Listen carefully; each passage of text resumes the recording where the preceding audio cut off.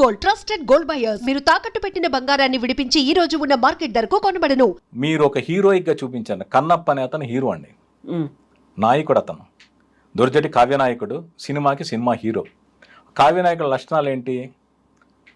త్యాగంలో త్యాగ గుణమే కాదండి, ఇంకొక విషయం చెప్తున్నాను. అంటే ఇదివరకు సినిమాలకి ఈ సినిమాకి ఉన్న కంపారిజన్ చెప్తున్నాను. ధర్మంని కాపాడడానికి మనం భగవంతుడిని నమ్మి నిత్య పూజలు అర్చనలు చేస్తే సరిపోదండి. ఆ ధర్మాన్ని ధ్వంసం చేయాలని కొంతమంది కాచు కూర్చుంటారు. వాళ్ళని ఎదిరించాలంటే ప్రాణాలు తెగించి పోరాడాలి. అంటే భారతదేశ చరిత్ర ఇది అత్యంత పురాతన హైందవ ధర్మంలో ఆర్యులు అంటారు, ఆర్య ద్రవిడ సిద్ధాంతం ప్రకారం ఆర్యులు అనేవాళ్ళు వేరే చోట నుంచి వచ్చారు, దాడి చేశారని చెప్తారు. తురుష్కులు అంటారు, యూరోపియన్స్ అంటారు, బ్రిటిషర్స్ అంటారు, మొఘలాయలు అంటారు, ఆఫ్ఘన్లు అంటారు. వీళ్ళందరూ ఈ దేశం మీద దండెత్తొచ్చి ఇక్కడ సంస్కృతిని ధ్వంసం చేసి ఇక్కడ మత ధర్మం నాశనం చేసి వాళ్ళ మత ధర్మాలు వాళ్ళ ఆచారాలు ఇక్కడ ప్రతిష్ఠించడానికి ప్రయత్నించారు. అయినా హైందవ ధర్మం బతికే ఉంది. ఇంకా చెప్పాలంటే వచ్చిన ఇతర మతస్థులు ఇతర ప్రాంతాలు కూడా ఈ దేశంలో కలిసిపోయి ఉన్నారు. ఒక గంగా యమున సరస్వతి ఎలా కలిసిపోయిందో అలాగే ఈ దేశంలో అందరూ కలిసిపోయి బతుకుతున్నారు. అంటే ఆ ధర్మాన్ని కాపాడడానికి ఎంతమంది పోరాడి ఉంటారు. వచ్చిన తురుష్కులను ఎదుర్కోవడానికో యూరోపియన్ ఎదుర్కొని ఎంతమంది ప్రాణాలు అర్పించి ఉంటారు. ఒక గుడి కాపాడుకోవడానికి, ఒక విగ్రహం కాపాడుకోవడానికి ఎన్ని వందల మంది ప్రాణాలు అర్పించి ఉంటారు. వాళ్ళు అర్పించకుండా ఈ గుడి ధర్మం ఈనాటికి బతికుంటుందా? ఆ రోజుల్లో కూడా కన్నప్ప కాలంలో కూడా ఇలా ప్రయత్నాలు జరిగాయి. అంటే కన్నప్ప కాలంలో జరగల. ఇది 10వ శతాబ్దం తర్వాత ఈ పంచభూత లింగాల గురించి ప్రజెంట్ కంబోడియా నుంచి కొంతమంది రాజులు వచ్చి హైందవ అది సామ్రాజ్యం వచ్చి తెలుసుకోవడానికి ప్రయత్నించారు. 6-7 శతాబ్దాల మధ్య ఇక్కడ ఉన్న అత్యంత పురాతనమైన ఇంద్ర లింగాల్ని కంబోడియాలో తీసుకెళ్ళి ఇప్పటికీ 8వ శతాబ్దం ఇంద్రలింగం కంబోడియాలో ఉంది. అంటే ఇక్కడున్న శివలింగాలను అక్కడ తీసుకెళ్ళిపోతున్నాడు. వాళ్ళు భక్తితో తీసుకెళ్లారా స్వార్థంతో తీసుకెళ్లారని దొంగతనాలు అయితే జరిగాయి. సో ఇలా విదేశీయుల దాడి జరిగింది. అలాంటి విదేశీయులు ఈ ధర్మం మీద దండెత్తడానికి వస్తే కన్నప్ప అనేవాడు పోరాడడా? ధర్మం కోసం మనం గుడికెళ్ళి పూజ చేస్తే కాదు, ధర్మాన్ని నాశనం చేయడం కూడా మన ప్రాణాలు తగ్గించి పోరాడాలి. అది కన్నప్ప సినిమాలో చెప్తుంది. అది మీకు హీరోయిక్గా లేక వైలెన్స్గా యాక్షన్గా అనిపిస్తే సినిమా చూశాక మీరు దాన్ని ఆ అంతర్భావాన్ని అర్థం చేసుకుంటారు. సో అక్కడ ఉన్నటువంటి ఆటవికం అగ్ర వర్ణాలు ఇలాంటిది కాకుండా మీరు చెప్పినట్టుగా దండెత్తుకుని రావడం లేకుంటే ఇక్కడ నుంచి తీసుకెళ్లిపోవడం ఇవన్నీ కూడా అందులో యాడ్ అయ్యి ఉన్నాయి. అంటే భగవంతుడు అనేవాడు ఒక అగ్రవర్ణాలు చెందినవాడు కాదండి. ముఖ్యంగా ఈశ్వరుడు భూతనాథుడు. అంటే ప్రాణాలున్న మనుషులకు కాదు, పాముకి ఆయనే దేవుడు, సాలీడికి ఆయనే దేవుడు, ఏనుగుకి ఆయనే దేవుడు, ఇంకా భూత ప్రేత పిశాచాలు కూడా ఆయనే భూతనాథుడు అంటారు. దేవుడు అనేవాడు ఒకే ఆయన సృష్టించిన జీవుల సకల చరాచర జీవులకు ఆయనే అధిపతి. అటువంటి దేవుడిని పూజించడంలో కులం పేరును కొట్లాడడం అనేది తప్పు. భారతదేశం నాశనం అవడానికి కారణం అదే. దేవుడిని పూజించిన దగ్గర అగ్రవర్ణం ఆటవికలు ఉండడం తప్పు. అందరూ పూజించాలి. కన్నప్ప చేసింది అదే కదా. ఆ కన్నప్పను అర్థం చేసుకున్నవాడు కూడా మహాదేవ శాస్త్రి పాత్ర. ఆయన అర్చకుడు ఉండొచ్చు, ఆయన కొన్ని ఆచారాలు ఉండొచ్చు, సాంప్రదాయాలు ఉండొచ్చు, కానీ అతని భక్తిని కాదనలేడు. ఇది మన భారత హైందవ ధర్మంలో గొప్పతనం. ఇక్కడ కులం గొప్పతనం కాదండి. ఆ ధర్మం కోసం ఎవరు ఏవైనా చేస్తారు. ఆటవిడు కళ్ళిస్తాడు, ఒక బ్రాహ్మణోత్తముడు అర్థం చేసుకుంటాడు. ఇది మన సంస్కృతి. దీనికి మనకి నాశనం చేయడానికి ప్రయత్నించి వచ్చేది విదేశీయులే అండి. ఇప్పుడు కులం అనేది ఒక పని, దాన్ని వీరు వేరు వాళ్ళు వేరు అని చిచ్చు పెట్టింది ఇతర దేశాల నుంచి వచ్చిన వాళ్ళే.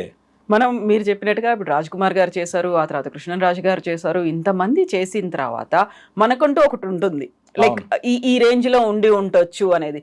ట్రైలర్లు టీజర్లు చూసిన తర్వాత ఇంత ఖర్చు పెట్టారా, ఇలాంటి వీరోచితమైనటువంటి సందర్భాలు కూడా ఉన్నాయి, హీరోయిక్ ఇమేజ్ ఉందా? ఇందులో భక్తికి సంబంధించి చూస్తే ఈ మధ్య కాలంలో వచ్చినటువంటి ఒక పోస్ట్, నీలమేఘ శ్యాముడు అనేది శ్రీరాముణ్ణి అంటాం మనము. అలా శివుడు కూడా అలాగే ఉంటాడు. గరళ కంఠుడు అంటే ఇక్కడ మాత్రమే ఉంటుంది నీలంగా, బాడీ అంతా అలా చూపించడం ఏంటి అనే దాంతో పాటు శివుడు ఎక్కడ నీలంగా ఉన్నాడు? అక్షయ్ కుమార్ కి సంబంధించి గరళ కంఠుడే, గరళం దగ్గర నీల కంఠుడు ఆయన, అంతే. మిగిలినంత మామూలుగా అలాంటి పోస్టర్స్ ఇవన్నీ కనిపిస్తూ ఉన్నాయి. అవి లైక్ యాంటీగా ఎవరైనా రిలీజ్ చేస్తున్నారా ఏంటి అనేది కూడా చూసుకోవాలి. కాదు కదా, నేను ఒక మాట చెప్తున్నాను. దేవుడు ఎలా ఉంటాడని చూసిన వాళ్ళు ఎవరున్నారు? ఎవరో మహర్షులు మహాభక్తులు చూసి ఉంటారు. మీరు నేనేదే చూడలా. మిగిలిన నేను క్షమించాలి, గుళ్ళో పూజించే వాళ్ళు కూడా, గుడిలో నిత్యం సేవల్లో తరించే వాళ్ళు కూడా చూసి ఉండకపోవచ్చు.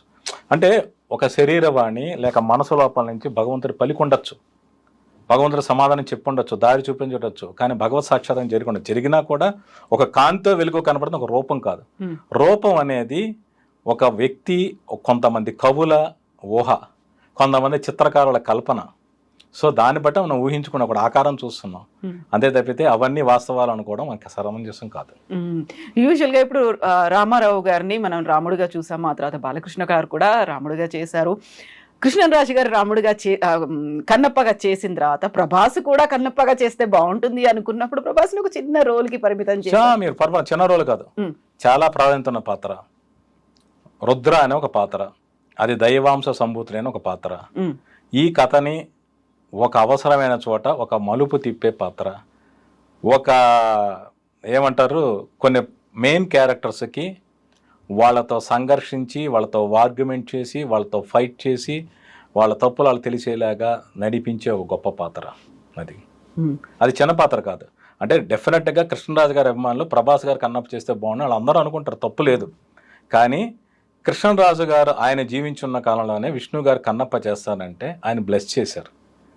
కృష్ణరాజు గారు లేకపోయినా అదే కుటుంబానికి చెందిన ప్రభాస్ గారు వాళ్ళ పెదనాన్నగారు చేసిన మ్యాగ్నమ్ ఓపస్ భక్త కన్నప్ప సినిమాని విష్ణు గారు చేస్తుంటే ఎంకరేజ్ చేస్తూ ఆయన ఒక పాత్ర చేస్తున్నారంటేనే కృష్ణరాజు గారి అభిమానులు కావచ్చు, ప్రభాస్ గారికి అభిమానులు కావచ్చు, లేదా కృష్ణరాజు గారి కుటుంబం కావచ్చు, ఈ కన్నప్పని ఆశీర్వదించి సపోర్ట్ చేశారని అర్థం అండి. ఒక మల్టీ స్టారర్ మూవీయే కాదు, మల్టీ లింగ్వల్ మూవీ, ఒక పాన్ ఇండియా మూవీగా వస్తుంది. అటు మోహన్ లాల్ ఉన్నారు, ఇటు శరత్ కుమార్ గారు ఉన్నారు, ప్రభాస్ ఉన్నారు, అక్షయ్ కుమార్ హిందీ నుంచి ఉన్నారు. ఇంతమంది ఉన్నప్పుడు అందరూ ఆల్మోస్ట్ భక్త కన్నప్పని చూసిన వాళ్లే ఉన్నారు. వాళ్ళకు కూడా తెలుసు ఈ స్టోరీ ఇలాగే ఉంది కదా, ఇది కాదు కదా, ఇలా జరగట్లేదు కదా, మనమేంటి ఈ సినిమాలో దీన్ని మార్చామా లేకుంటే ఒరిజినల్గా మనమే చూపించామా అని అనుకున్నప్పుడు కన్విన్స్ చేయాల్సినటువంటి అవసరం ఉంది. ఫస్ట్ దాన్ని మంచు విష్ణు గారు రాసుకున్నారు, తర్వాత మీరు దాన్ని డెవలప్ చేశారు, లేకుంటే దానికి కావాల్సినటువంటి వనరులన్నీ మీరు సమకూర్చుకున్నప్పుడు ప్రతి ఒక్కరిని మీరు ఆల్రెడీ మనకు ఒక ప్రీ మైండ్ అనేది ఉంది, మనం ఇలాగే ఉంటుందని ఊహించుకున్న తర్వాత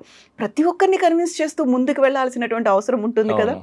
ఎలా ఒప్పించారు అందరినీ? అక్షయ్ కుమార్ గారికి మన కన్నప్ప గురించి తెలిసి ఉండకపోవచ్చు. ఓకే. ప్రభాస్ గారికి కన్నప్ప అనేది ఆయన నరనారలో జీర్ణించుకుపోయి ఉంటుంది. వాళ్ళ పెద్దనాన్నగారి సినిమా ఆయన ఎన్ని వందల సార్లు చూసుంటారు, కథ గురించి తెలుసు. ఈ సినిమాలు అంటినట్లు కాదండి. ఇప్పుడు ప్రేక్షకులకు కూడా వాళ్ళ కృష్ణరాజు గారి కన్నప్ప సినిమా చూసారో లేదని పక్కన పెడితే వాళ్ళందరికీ కథ తెలుసు. కథ ఇలాగే ఉండాలి, ఇలాగే ఉంటుందని కూడా ఊహించుకుంటూ ఉంటారు. ఇది కాదు అంటే అదే కథ, బట్ అందులో కొన్నిటిని సరిదిద్దుతూ కొన్నిటిని జత చేస్తూ సాగింది ఇది. అందువల్ల అవన్నీ సినిమా చూసాక అర్థం. మీకు ఇవన్నీ పక్కన పెట్టండి, ఒక మెయిన్ది ఒకటి ఉంది. మీరు ఎంతవరకు చూసిన కన్నప్ప సినిమాల్లో శివలింగాన్ని చూశారు. ఏదైతే ప్రతి ఆలయంలో శివలింగాకారం ఉంటుందో, లింగాకారం ఉంటుందో అదే దాన్ని సినిమాల్లో చూపించారు.